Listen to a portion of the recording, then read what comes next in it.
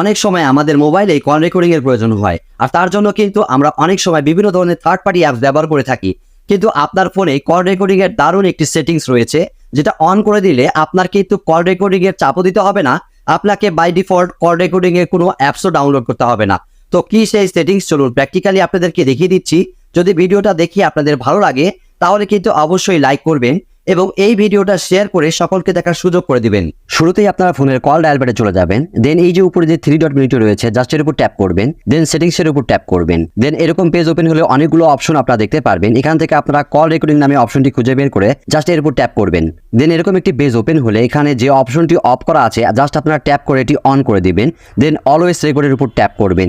On করে দিলে আপনার ফোনে এর পরবর্তীতে যত কল আসবে বা যত কল আপনি দিবেন সেই কলগুলো কিন্তু অটোমেটিক রেকর্ড হয়ে যাবে। আর আপনি যে অটো কল রেকর্ডিং করবেন সেটা কিন্তু আপনার ফোনের মেমোরিতে অটোমেটিক সেভ হয়ে যাবে। পরবর্তীতে আপনি সেটা প্লে করে শুনতে